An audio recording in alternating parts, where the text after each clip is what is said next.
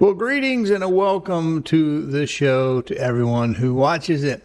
We're going to have a pretty good one. Now, this one, we're going to ask the question. This is Series 16, Episode 11, on the date, where is this? 10/14 of 25, October 14th of 25. Today's episode is, have you been trying curing salumi or salami?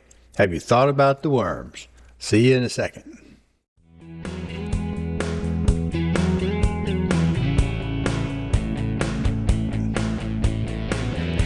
Well, alrighty then. After this, I got to tell you, this was recorded on the 14th. It won't be shown, obviously, till Series 16, which is next year, which is the year you'll see it. It will be then this year. We're not going to play who's on second, who's on first. No, who's on first, what's on second. We're not going to do that. It's just that some of the stuff we run through dry spells where we don't have much stuff to make content with, and then other times we do. And we've had kind of a spate on some of the maintenance where we fixed a door, actually two doors that were long overdue, and homeowners might benefit from watching the first part of this series. Farmers and people thinking about getting that home out on the range where you might have to use a well, that might be interesting to them, but that's not the general masses. That's just for some people looking for specific help. Well, in that line, we've got some help for you today. Well, as you notice, my wardrobe changed so I can look like an official type of a blogger, or whatever they want to call them, content provider. Well, we've got a video we're going to watch a little bit here, which usually I don't do a lot of reaction videos. I don't include a lot of videos, not on my three main channels, my two big channels.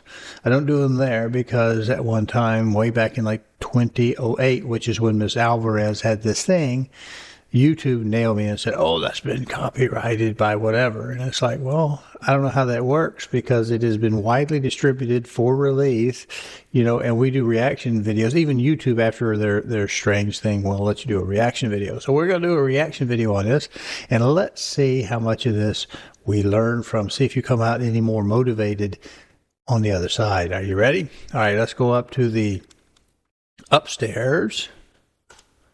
There we are. And the sound of this should be coming through. The title, the clickbait, is Phoenix Doctor Finds Brain Worm, Not a Tumor. Woman not sure how she got it. Now, what I remember, she used to travel. She's from somewhere else, has family from somewhere else, and she had been traveling from down wherever it was she was, and she probably got it local. But we don't really know because that's what the story tells us when we go to Fox 10 in Phoenix. All right, so in 2009, I think it actually went back to 2008, Fox 10's Carrie Lake caught up with Rosemary Alvarez, who is recovering from brain surgery. Her doctor, Peter Najak, thought he would be removing a brain tumor, but pulled out a wiggling worm. Alvarez described the symptoms. Dr. Monica Marescu explains how to lower the risk of being infected. How about we just cook our pork?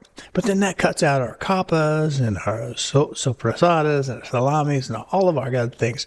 So we just want to be safe with this, and we're going to look at how to do that. One knows for sure how long the worm was living in Rosemary Alvarez's brain. Could have been there years, it could have been there months, could have been there weeks. Rosemary just knew she was sick and getting worse by the day. See, there you go. People talk about the cost of healthcare.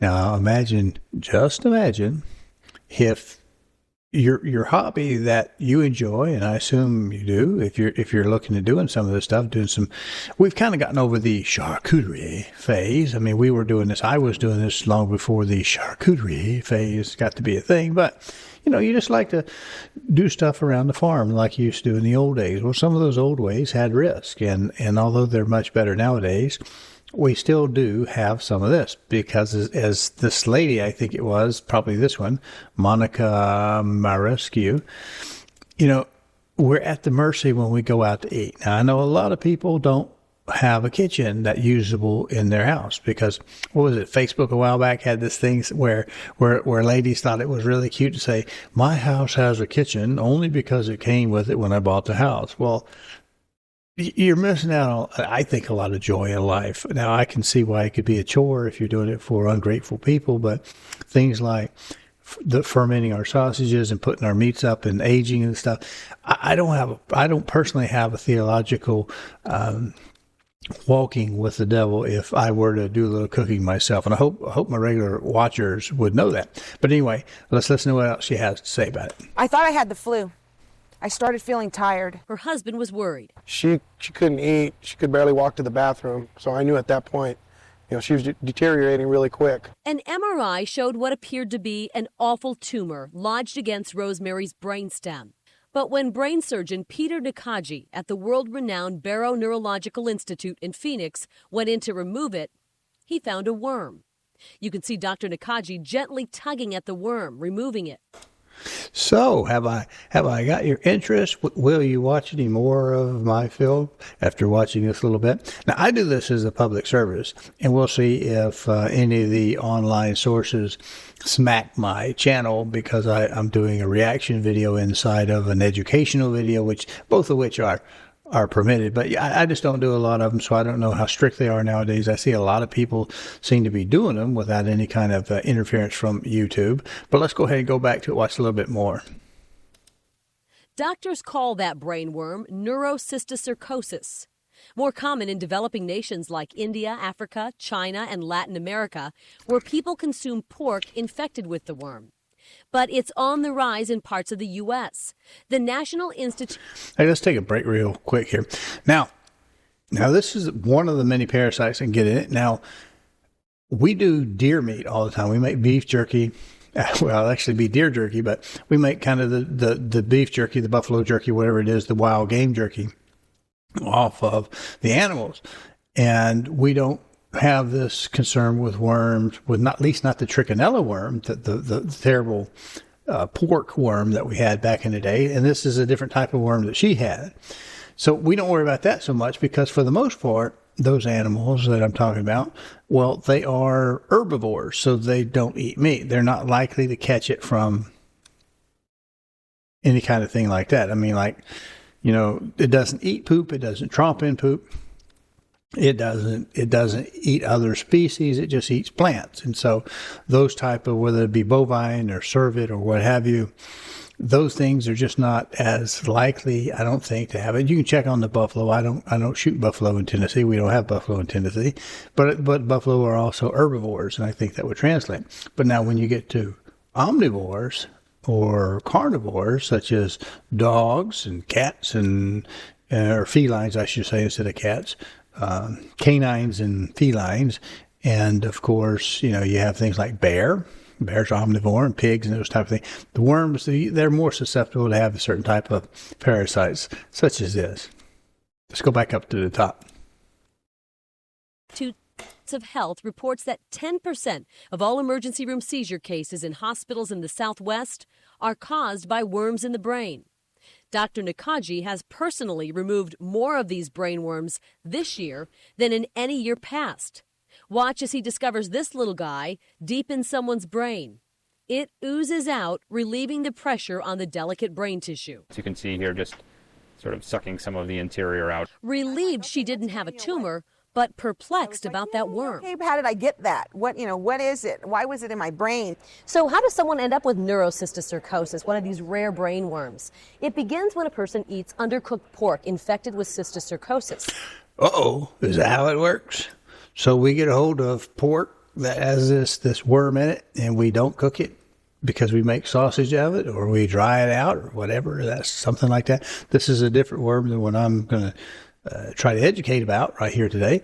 But yeah, so think about that. Is your sausage, your ready-to-eats are not treated.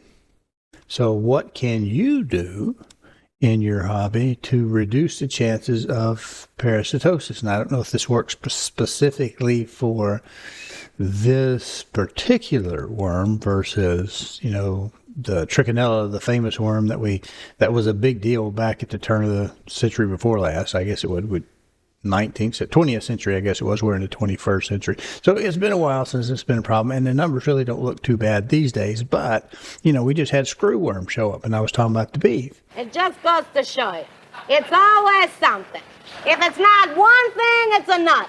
screwworm doesn't belong in the United States and so far has not shown up as of the taping of this show. But it doesn't mean that it can't show up. And so it's like, is there something that you can do that's not too hard, that's not overly complicated, not too scientific, pretty easy actually to do? That's what we're going to talk about when we get finished with this little bit right here. Let's hear a little bit, let's react a little bit more to Phoenix Doctor finds brainworm, not tumor, woman not sure how she got it in 209, Carrie Lake. All right, let's go back to her. That person then develops a tapeworm called Tinea solium. And over time, that tapeworm lays thousands of microscopic eggs in their stomach. Those eggs are released each time the person uses the bathroom. So if this person doesn't wash their hands well every time they use the bathroom, they can spread to unsuspecting people those eggs that can lead to this. That somebody who's affected doesn't have good hygiene, their hands touch what we eat, those eggs go into our body, they grow up into this form of the tapeworm that can grow and make their way into the victim's bloodstream, eventually lodging in the muscle, eye, or worst case, the brain. It's a preventable disease. Dr. Monica Mercescu, an infectious disease specialist, says it's especially important for people who work in restaurants to wash their hands. I guess everything is based on trust. You think you're going. So think about that. How often do you eat food prepared at the ready-to-eat stage, from a food truck or a restaurant or Taco Bell or McDonald's or any other place, that millions of places that exist in the United States, and we just trust how they handle our food? Now, I'll throw a little something in here for Waffle House. At least if you're a Waffle House kind of guy, I haven't been in 20 years. At least if you go to Waffle House, you can see them cook it in front of you, right? You can't tell us when the last time they ran in the back for some eggs, but you could tell that they, have been working. But anyway, it's just a thing. It's just a hygiene issue. And it predominates in lesser developed countries than we have in the United States. So we have that. We have this as a challenge. We're going to finish this out. We don't have much, as you can see right up here, left to go, and we'll play that. Going to a good restaurant or, and everything is safe and everybody does their job and washing their hands. There's also medicine that can stop both the tapeworm and brainworm. Now, how many of you conspiracy theorists or right-wingers out there know what this is right here, and what this last go-around at the polls made available to us common folk? I mean, depending on what country you go. If you like this content, please go to calldeltosell.com, find the tab that says on YouTube, click it, and it'll open up a page of QR codes. There you can use a smartphone to scan and get to the YouTube page, or you can just mouse over and click it on a PC. There you'll be able to subscribe to this little button over here and click the notification bell so that YouTube will notify you. Thank you. Folk. I mean, depending on what country you go to, it's not that hard. It's just a question of can we get what we need when we need it? And lately we can.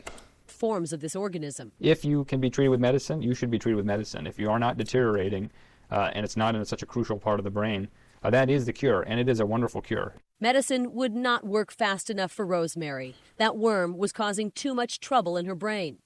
And now she has one wild story to tell and the scars to prove it. But for all this soccer mom and PTA president has been through, Now I have my eyes open and I can see my kids' smiles, their laughs. she says life is even better now. It's the little things that I see now. I'm like, I'm not going to get so angry anymore at that stoplight. Go ahead. I got patience for you. So what was the name of this particular episode? It was season 16, episode 11. Have you been trying to cure salami? Thought about worms? Well, anyway, now I'm going to give you a sort of a practical solution of how you might want to adjust or track to, reduce. We would call it a HAZAP program, hazard reduction program. So we're going to get to that. Let me bring this up for you. So here is a nice large shot of that title where you can see it even on a phone. You can take that down and do a Google search for it and locate this guideline. I don't really have time to go through all this, else none of us will get out of here. But I do want to take it down to my suggestion, something I believe that we can do, certainly something that I do, is I come down here to page here 20. And we're going to talk about freezing, a freezing method.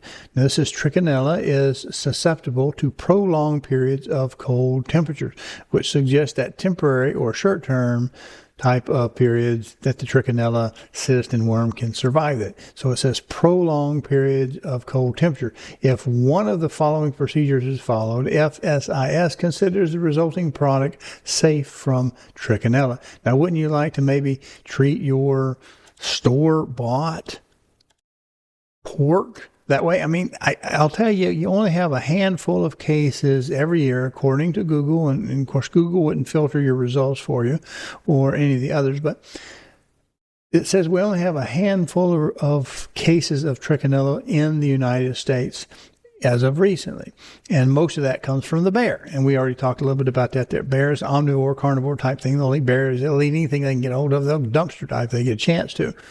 So with that, we have a farm, and the farms are very good at their Trichinella programs and that kind of stuff, and they're examined from the government, and you know every government worker is doing an absolute perfect 100% job. I think they do a really good job, but would I say that there's a possibility that something might not slip through? We know that China has bought Smithfield, I think it was. You want to verify that, make sure I don't get the wrong one. But people have never cut a corner anywhere in their life, I'm sure, and so we don't have to necessarily do it. I don't think this is a big risk, but it is a risk, unfortunately. Some risk, there's some involved with it, and I don't want to make too big a deal, but the fix for it is so darn easy. We're just going to freeze it, and I think I can keep my little picture in the corner and write this down. At any stage of preparation and after preliminary chilling in temperature of no more than 40 degrees, that's for bacteria, for preparatory freezing, all parts of the muscle tissue of pork product containing such tissue should be subjected continuously to a temperature not more than those in Table 2. All right, duration of freezing is going to specify. So let's pull this up. Now, it says Table 2 says if your freezer is at 5 degrees, I hate the way I can't highlight the table. 5 degrees, you have to do it for 20 days for group 1 and group 2. And I got a little video that we're going to talk about group 1 and group 2. Because that minus 10 is 10 days and 20 days, and then 20 days. And I'm thinking the difference between this is how long it takes. See, here we have 10 days difference each time just about for the freezing to truly get in that center of mass in that particular piece of pork. Now they're going to describe what group 1 and group 2 are. Group 2 compromises product in separate pieces not exceeding 6 inches in thickness or arranged on a separate rack with the layers not exceeding 6 inches in depth, or stored in crates or boxes not exceeding 6 inches in depth, or stored as solidly frozen blocks not exceeding 6 inches. Well, I don't know, but they've repeated 6 inches several times. So I'm thinking that the length is not a big deal and the width may not be a big deal, but since we got to get that cold in there from one direction, we don't want it to be more than 6 inches because it's 3 inches to the center, I'm thinking, because it's going to, if it can get air around both sides of it. Group 2 comprises product in pieces or layers, the thickness of which exceeds 6 inches but not 27 inches when the product is placed in containers such as tierces, barrels, kegs, and cartons. The containers do not exceed 27 inches in depth. And we're going to look at a freezer with this next little segment. I'm going to hit that pretty hard, and I think it'll make sense to you when you see it, as soon as you see it, the group 1, group 2. Well, let's look inside and I'll show you what I'm talking about as far as the group 1, group 2. Well, this is my little residential freezer, and you see down there at the bottom, we are down there at 10 degrees or so below zero. Now you see how we stand these up. These were frozen by themselves, and I picked up this extra case.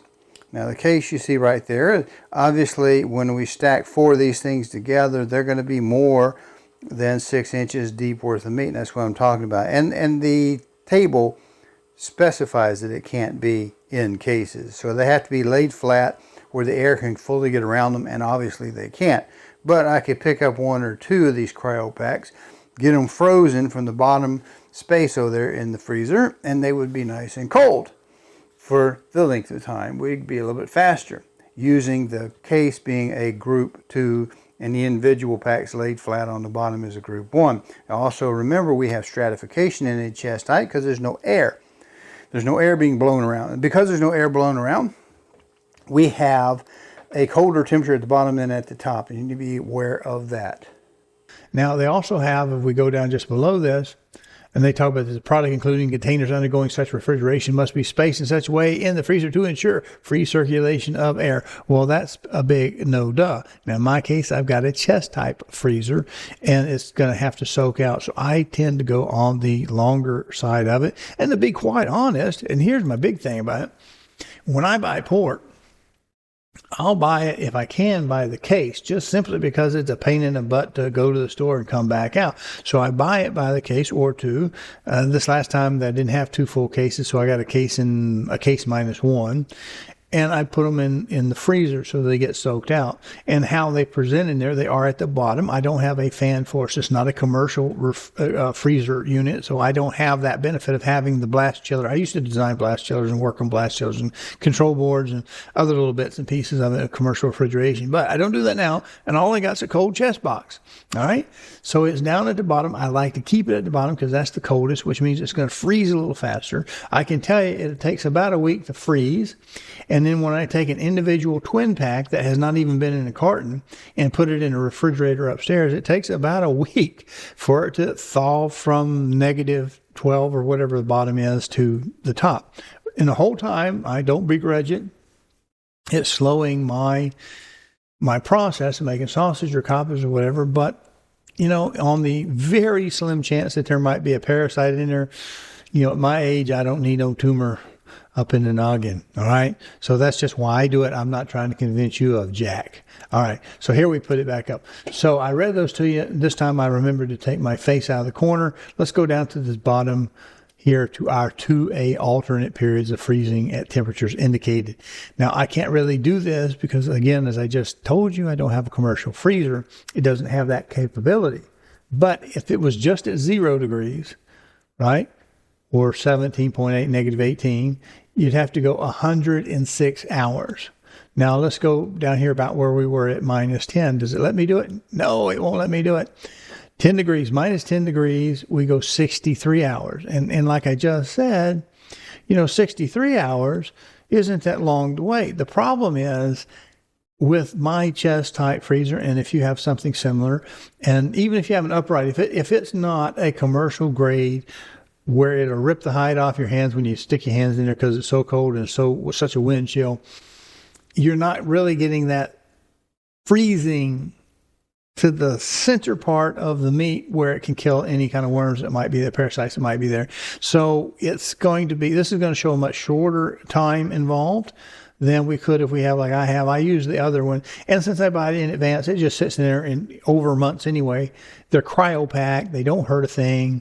The longer they're frozen, the better I feel about it. So that's where I feel about it. It's how I feel about it. I hope you feel similar. Now, we pull this down, we see that at 35 degrees below 0, you only need a half an hour. If you could freeze with a commercial blast chiller your piece of pork to 35 degrees below 0 at the center of it, you'd only need a half an hour. So, yeah, that's a basic thing for this particular show. I just want to point out, I don't think it's a big deal, a tremendous big deal like we would see. You know, I wouldn't make a COVID reaction out of this. But yeah, if you're going to make sausage, you're going to make coppas, you're going to do something, make a salumes, you want to do hams. Ham is a whole different world of its own. We have another process that even kind of gives us a hint of doing it. Sausages, whatever.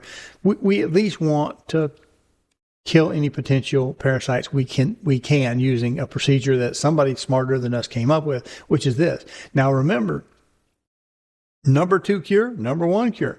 So nitrates and nitrites and salt, even fermentation can't kill a worm reliably, can't kill these parasites reliably.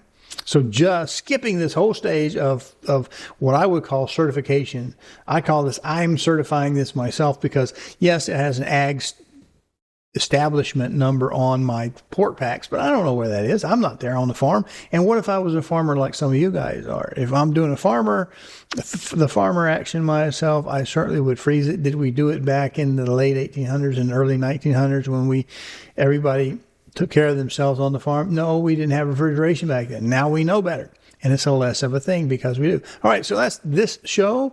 Again, I've given you some resources. I want you to see that I didn't make it up. I'm also not taking credit for the U.S. government or the Food Safety Inspection Service for their manuals, but they're available. You can Google them. You can Google the full story we saw by any number of people that carried Miss Alvarez.